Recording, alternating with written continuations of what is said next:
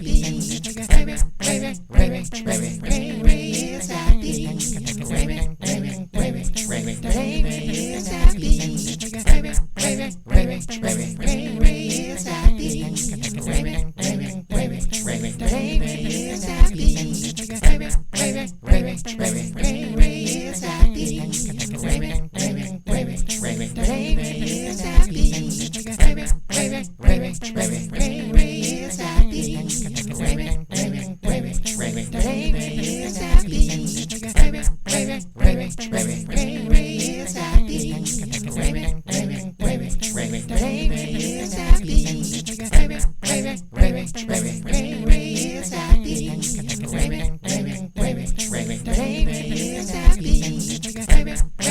we go, people. Day 11. 1-1. Once, as they say in Espanol.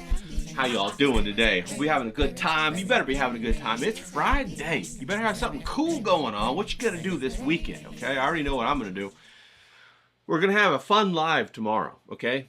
11 a.m. Pacific Standard Time. That's American time on the West Coast, okay? We got California going on. We're gonna have a little bit of a live. We're gonna talk about some good stuff, okay? We're gonna talk about the language of the world. All right, that'll be interesting. I love talking about this crazy stuff, you know. One of the fun YouTubes that I just found that I started watching was this, the occult through artwork, through modern art. And I think that's fascinating. And it's a discussion about the artists and how they were influenced and what they go through and what all of the symbology means. Of course, as an artist, I'm in love with that kind of stuff. I absolutely love seeing it, figuring it out. Because you're sitting there and you're looking at this, like, these art that, like, sells for like 10 million, or you go into a gallery and you're seeing this artwork and you're like, what the fuck is that? My nephew has done drawings like that. You know, he's like 6 and he just throws stuff on the paper and they post it and you're like, what the hell's going on? But really it's all about programming and creating alters within people and dissociative identity disorder and all this MK Ultra weird shit, and it's fascinating. I absolutely love it. I love it. And I found a very interesting YouTube where they're talking about it. And there's a lady who's she's a historian, art historian, and she's fantastic. So I'll put 1 or 2 of those links in the description. Hopefully they do more of those, because she has a co-host, and the guy was like, "Oh, I don't know if we should do these long form stuff like this, and we need shorter videos." And I'm like, nah, you need longer videos. We need more of this. You need to go through all of the artists. I want to hear all about it, like Salvador Dali with the cosmic egg and his atomic period and what all that shit meant, like, wow. Okay, so I love all that kind of stuff. Gustav Klimt, what the hell he did, the kiss, was that a real romantic thing, or was that forced sexuality? Like, what was all that about? And what is this visual psychology that they're downloading to us? What's that all about? So I love all that stuff, okay? And so we're going to have a live on Saturday. Then we're going to do Sunday Fun Day, and I got to go out and get all the stuff that I'm going to make. I'm going to make a big-ass something. So that's going to be a lot of fun on Sunday. So that's what I'm excited about. I hope you're going to have a great weekend. Hope you have some great plans that you're looking forward to. And if you don't have plans, figure something out, okay? You be the fire starter. You start the fire. You invite the people. If they don't show up, who cares, right? Who cares? What's that? There's some sort of biblical thing about how, like, Jesus invited all these people to his. No, I don't think it was Jesus. It was like a bridegroom or the father of the bride, and he was really wealthy, and he invited all these people to come to his daughter's wedding feast or something, right? And nobody came. They're like, oh, I can't come. So what did he do? He went out and invited everybody in the street to come and have, that feast, And hey, that's where we're at, people. We got to invite. Now, stay away from the people without the teeth, or if they smell too bad, or they're too homeless. Don't get those people. But get the people out there who are looking like you, who are looking to connect, who are looking to have relationships, okay? That's what it's all about. And then throw a fucking barbecue, all right? Go ahead, smoke some bratwurst, all right? Make some of that really good mustard or something. Figure it out, make it happen, and then pat yourself on the back. Get a little back pat right there going on, all right? That's what it's all about.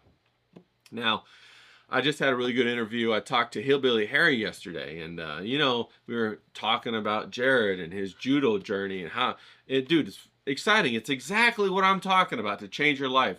Jared did that, right? From the time he was young, and then he grew up, and he went and became a plumber, and then COVID hit, and he says, "You know what, Dad? I'm gonna get back in the dojo. I'm gonna go back and get with this judo, and I'm gonna get after it again."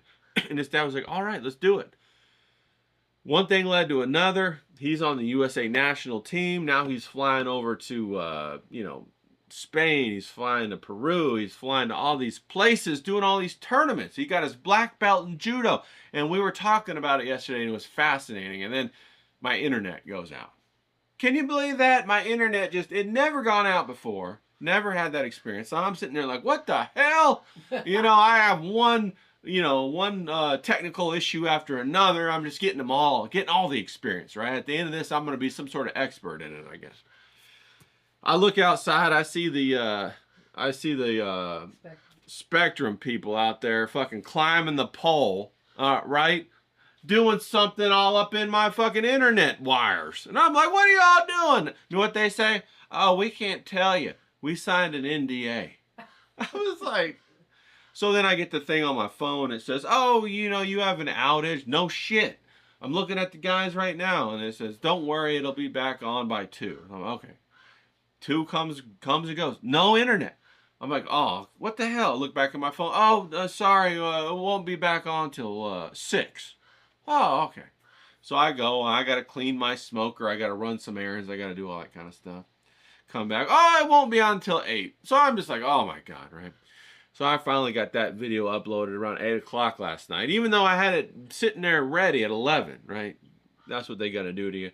So we're going to go ahead and do the second half of that interview on Monday. We're going to talk to Hillbilly Harry about Jared. Now, Jared's down in Peru right now competing. His first match is going to be on Monday.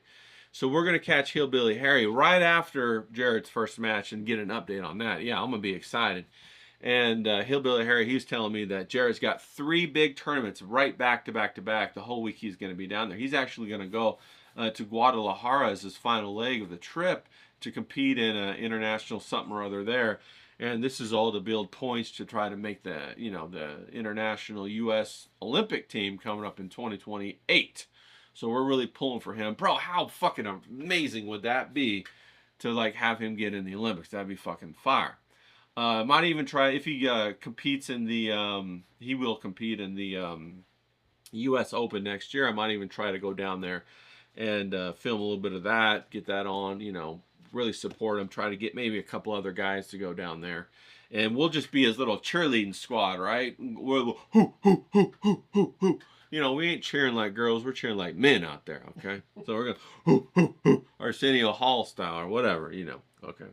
So we're going to get that done. Now, I also just did a little conversation with Ibai Canales, and I love saying his name, Ibai Canales. And we were chit-chatting about, you know, some projects that he was working on, and basically what happened, what's going on in Spain.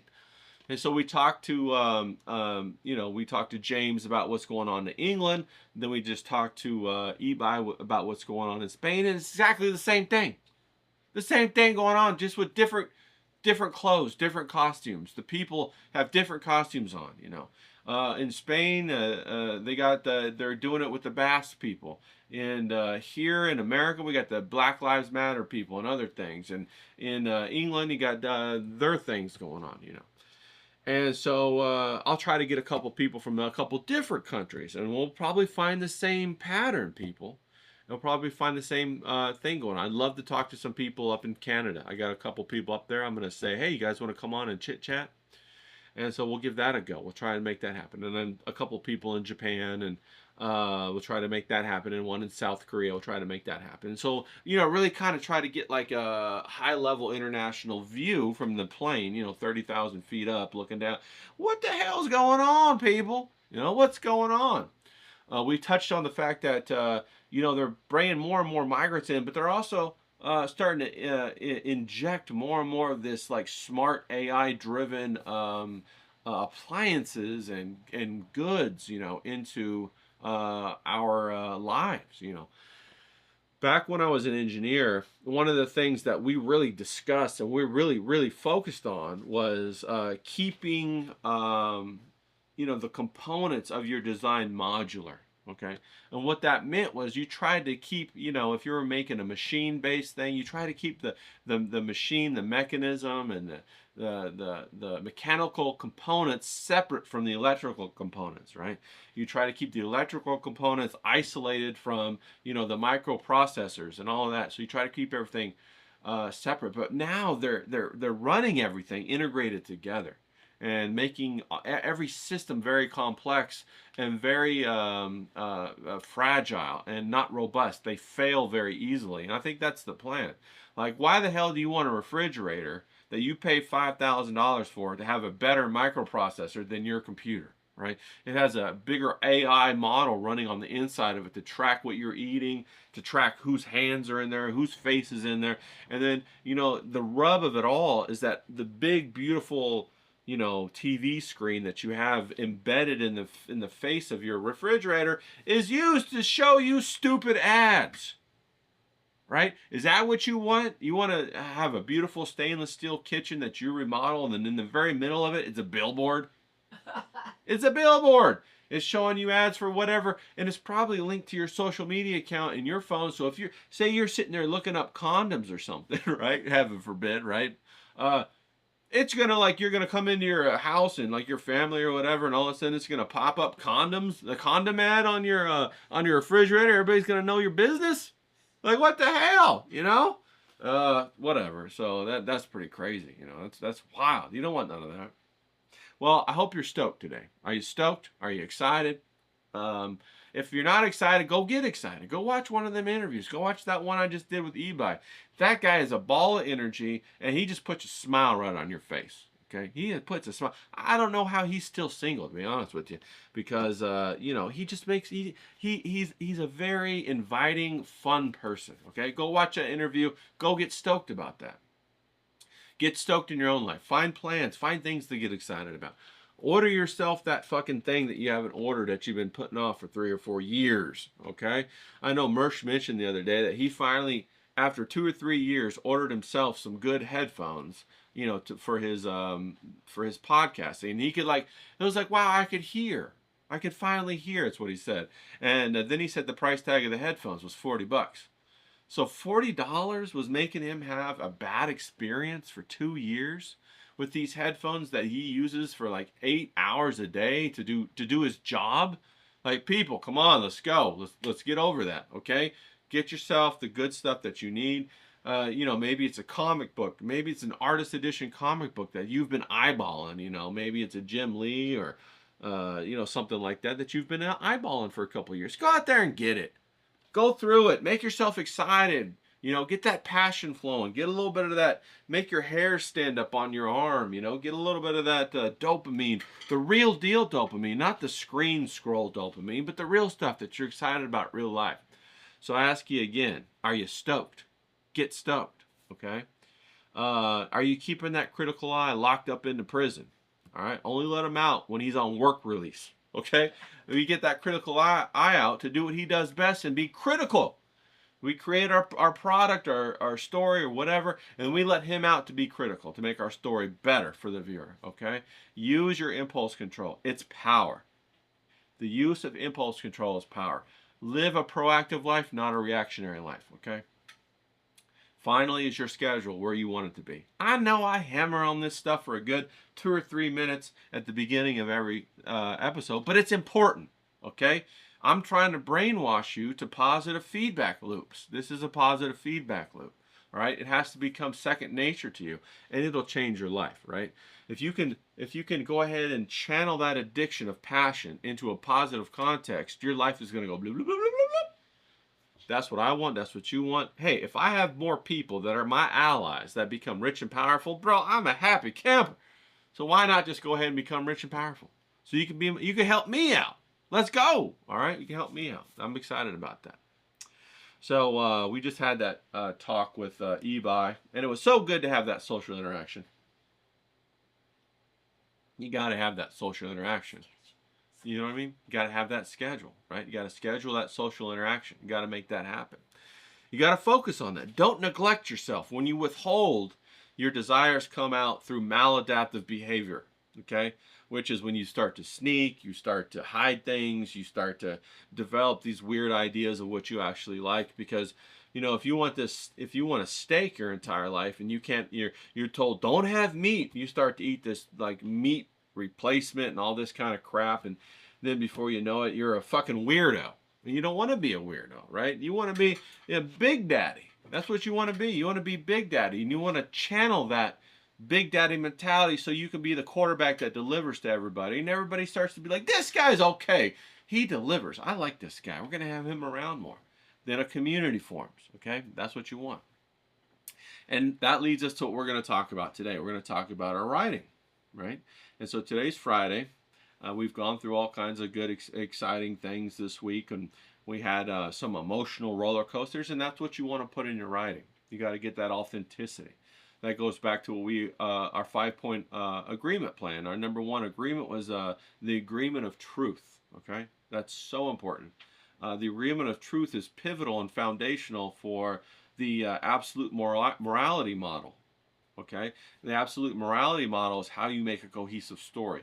If you are not a truth agreement person, that means you're automatically a relative morality person. And that means when you try to tell a story, it's babble. It's incoherent. Do you guys know anybody that they can't tell a cohesive story? They come to tell you something and you have to like, what the hell are you talking about, man? Okay, let me sift through your ideas to try to understand what the fuck you're even saying to me, because I don't even know. Okay? I don't even know. You got to be like, what the hell's going on? So you want to have that truth agreement with yourself, and you want to be absolute morality, right? And you want to tell your story in a cohesive way that the reader can understand. And you want to inject the relative moralistic people as other characters in your story to show that contrast, and that's exciting. Now we're talking about the real deal components of writing. Okay, people, these are the real deal components. I remember I've been a part of creative writing classes in college, and technical writing classes and all this kind of stuff. And I've read extensively, and I love classic literature and things. Try to induce that into your modern day literature, and like comic books and pop art and stuff like that. And every once in a while, you come across somebody who's managed to link the two. And it becomes a very substantial piece of work, very substantial work that has a lot of gravity to it. And it just hits like a sledgehammer. And I believe that should be our goal. That should be our goal, to hit like a sledgehammer. I remember the first time I watched Spirited Away, the Studio Ghibli movie, Spirited Away. I was absolutely captivated by it. The reason why I was captivated by it is because of the story. The components within the story were so compelling, and the subject material, the psychologies were so deep and extremely deep. The concept of the no-face, the concept of the young girl trying to rescue her parents, the concept of her parents utilizing their own desires to enslave them into this, transform them into pigs. If you haven't seen the movie, go watch it. And then it's about her journey to go back and to restore her family and to escape that world. And then when she finally does escape the world, she is the only one who remembers it. I mean, there's just so many fucking sledgehammer lessons in that story. And those are the kind of stories that I want to write. I don't really care about superheroes. I don't really care about big muscular people who get into big fights. I love fights. I love muscular people, but I really care about the psychological component and the inner working of the psychology. And so I say this to you. I say, find something that is very interesting to you, that you're very curious about. Start to pursue that passion, because you're going to use that to influence your writing. Your writing is going to go towards that. Okay. Like I love psychology. Maybe you love other things, right? Maybe you love animals, or maybe you love beauty pageants, or maybe you love fighting or whatever. But pursue that, okay? And then look at the components that make each individual different. it's going to be the psychological components. It's going to be the relationship. It's going to be the motivations. And character-driven stories are the stories that are the most interesting, and they tell the most information, and they transmit the most value. If it's not a character-driven story, if it's a plot-driven story, then it becomes very formulaic, and it falls into like one of 7 different possible formulas that plot-driven stories follow. You know, like one of them is like what is it? The hero's journey is one, or you know, that's one of them. There's like 7. You look them up on Google, it'll tell you. I can't think of them off the top of my head. But that's going to be my challenge to you today, is to find something that you're passionate about. Use that thing that you're passionate about to influence your writing. Inject that into your writing. What would that look like? Hey, maybe you're a big barbecue guy, right? Maybe you love barbecues, okay? Tell a story about a barbecue competition. Tell that story. Tell a story, maybe you love horses, okay? Tell the story about, think about the horse. If you could have any horse in the world, which horse would it be? And then tell the story about you trying to go acquire that horse. You see what I'm saying? Use your passion to fuel your storytelling, okay? So, and write about it in your notebook. If you don't know what your passion is, then your job is to get into your notebook and start to try to brainstorm what you're passionate about. We talked about that in previous videos, that you'll know what you're passionate about because when you deal with it or talk about it, you lose time. Your emotional meter, the blip goes boop, boop, all the way over to the right. You know, imagine it's green, yellow, red, little circle. You have a little needle and it goes, oh, I'm very excited, okay? Don't mess around with stuff that the needle only goes to the green or the yellow. Make sure it goes to the red and then focus on that. You can only focus on 1 or 2, 3 things in your life. Focus on the things you're most excited about, okay, to influence your writing. So that's my challenge to you. Do that over this weekend. Try to figure that out, okay? And if you know what that is, start to brainstorm about what types of scenarios that would be in. You know, that would make a compelling story. You know, maybe you're really passionate about aviation and you're a pilot. Maybe there's a couple different scenarios. Maybe you have maybe you want to become a professional airplane race guy. You know, you race in the Red Bull competitions. Or maybe you want to tell a story about how you first got your pilot's license. Or maybe you want to tell a story about how you met a guy in the bar and he turned out to be a really old man that flew you know, airplanes in the war. And because of your shared passion of aviation, he opens up to you and starts telling you some of his war stories and some of the things about how he had to fly in the military. You know, that brings up a really good story of the Studio Ghibli called Porco Rosso. If you haven't watched that show, go watch it. It's a very good movie. It tells a story about the guilt that a pilot had for surviving the war when all of his friends died. They all were airplane pilots, and they all died but him. And so he carried this tremendous guilt that turned him into a pig because he didn't feel like he was human anymore. So those are very fascinating, compelling stories. So do that, okay? Now, we're going to come down. We're going to do a little exercise before we jump out of here. And we're going to have a good time with this exercise. We're going to leave on a high note today, people, okay? We're going to have fun, all right? So our little exercise today, I want you to get your postcard out or your card or your Post-it note or whatever it is, and I want you to take a couple deep breaths, okay? Inhale, exhale, all that good stuff. I'm going to take a swig of my coffee. Give it a good little stretch and kind of calm down for a minute, okay? We were really excited. I just got off that chat with Ibai. He's a little firecracker, that guy. He's awesome. So I got to calm down a little bit. Got to calm down. And I want you to come in here and I want you to go into your imagination, okay? Go through your imagination portal.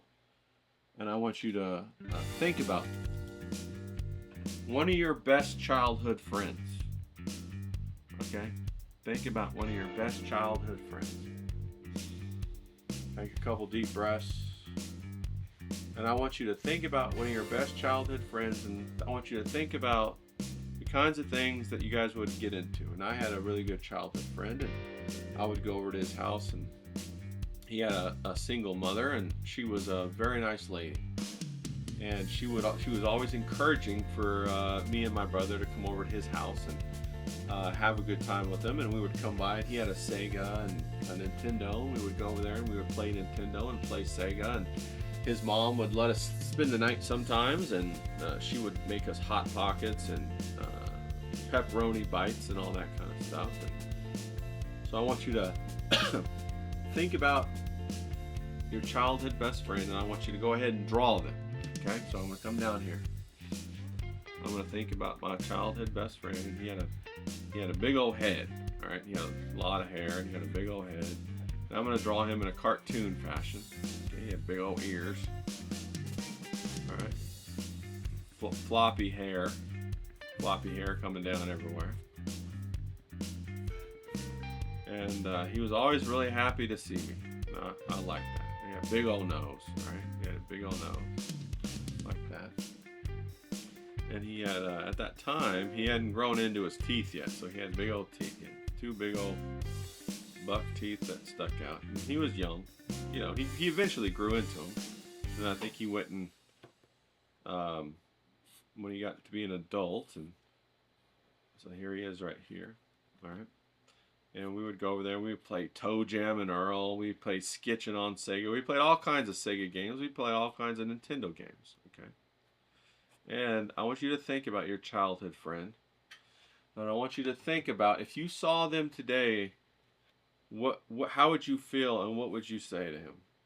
What would you say to your childhood friend? Today is day 11. Okay. So think about that. Now let me think about what would you say to him?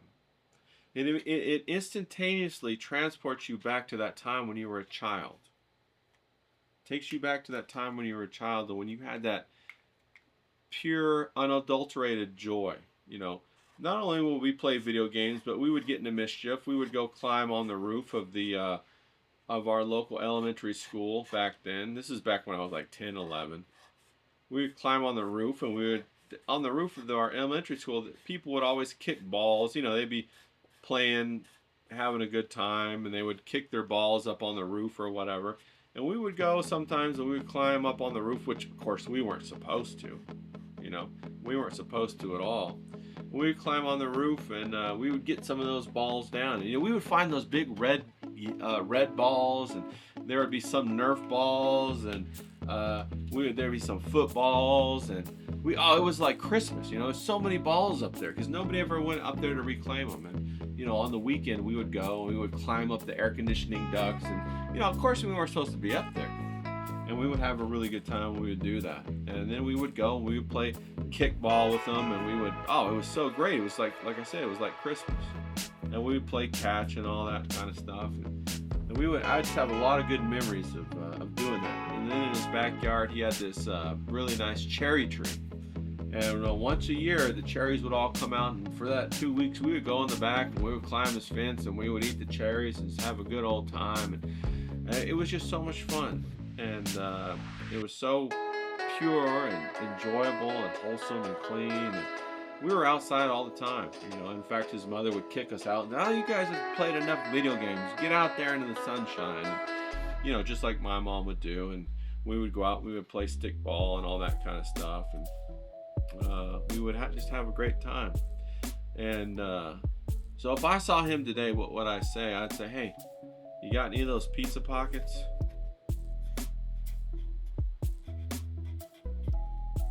You got any more of those pizza pockets?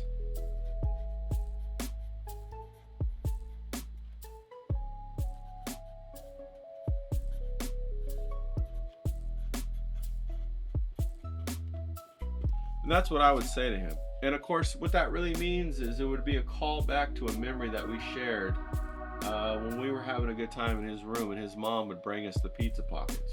And it was a really strong representation of our childhood, you know, of the smell of the pizza pockets while we were in there banging on the controllers and the buttons and all that kind of stuff. And if we come back up to 1. and we're banging on the controllers and we're having a good time, and you're instantaneously transported back there, and you can smell it and you can feel it and you can sense it. And it was this very happy, comfortable, warm embrace of an experience and of a memory. And it was all brought about by the pizza pockets. The smell of the pizza pockets would just trigger that. And anytime I was out and about, and as I grew up or in college and guys would have pizza pockets, I would think about him. You know, I would think about his mom, and it would bring a smile to my face, and I would remember him. And it was fantastic. And you know, I still obviously think about him today because we just had that little exercise and that little conversation.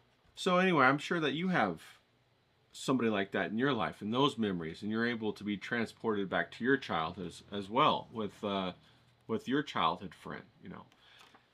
And we're going to add him to the stack. You know, this is going to be a potential character in one of your stories, or his personality or your friend's personality is going to be a potential character in the story. You know, what you're going to do is you're going to rip out the components of that memory that's useful to you, and then you're going to stuff them in the mannequin of your character, and instantaneously it transforms and comes to life.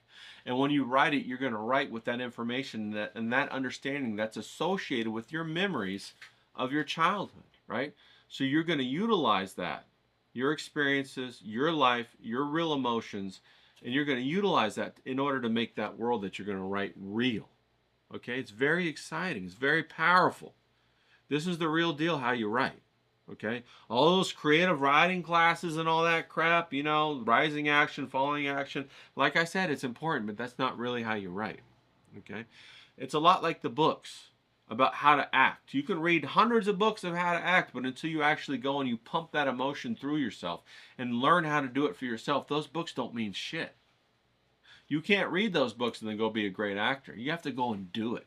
It's the same thing with writing. You can't just go ahead and be a great writer because you took a creative writing class or whatever. You have to be brave. You have to connect all of your life and your emotions and your history. You have to connect that into your writing. A lot of people aren't willing to do that because you're bearing your soul when you do that. Okay?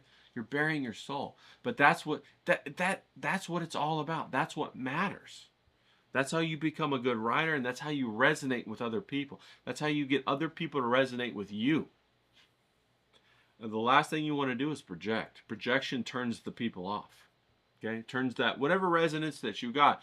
Say, for example, if you start resonating with them and then you decide you don't want to do it, but you want to just go ahead and put a narrative on top of it, you're gonna ruin it. They're gonna turn off right away. How many shows have you watched where you loved the first season and the second season they come around and they change, something changed, but it sucks now? You know, the characters are different or the writers are different or whatever. I mean, The Simpsons was that way, right? The first couple of 10 years of The Simpsons were awesome, and then like after that, it just terrible, right? Or like even the King of the Hill. The first King of the Hill was great. The reboot, not great. You get what I'm saying? Or you know, there's a lot of stuff that's like that. Okay. So that's what's happening. They stopped resonating. They stopped being honest. They stopped being truthful. They started now trying to project. They start trying to force a narrative. They tried to be too smart. You know, it's not about being smart. It's about being honest. Great writing's not about being cunning. It's about being honest. Cunning is only when you're trying to deceive somebody. You're trying to, you know, pull a fast one on them. You know? So that's not what we want to do. What we want to do is we want our readers to understand that we deliver. When they come to our restaurant of our stories, we deliver them a bounty. More that's better than what they paid for. So they come back and they tell their friends and they come back. And then we connect more. Our connections grow. It's not about the money, it's about the connection, right? The connections yield more money. If you look at it the other way around, your desire for money is going to crush the connections. Then you ain't got nothing. Then you try to be this groupthink person and it just doesn't work. Okay? So now I'm going to wrap up. I'm going to go get all my stuff to do the Sunday Fun Day. I'm going to get my live going. We're going to have a great weekend. I want you to have a great weekend. I want you to have a lot of fun. I want you to get excited about your life and let the creativity transform your life. Okay? Now let's get out there. Let's kick some ass. Let's go, Jerry. Let's cheer him on. Let's go.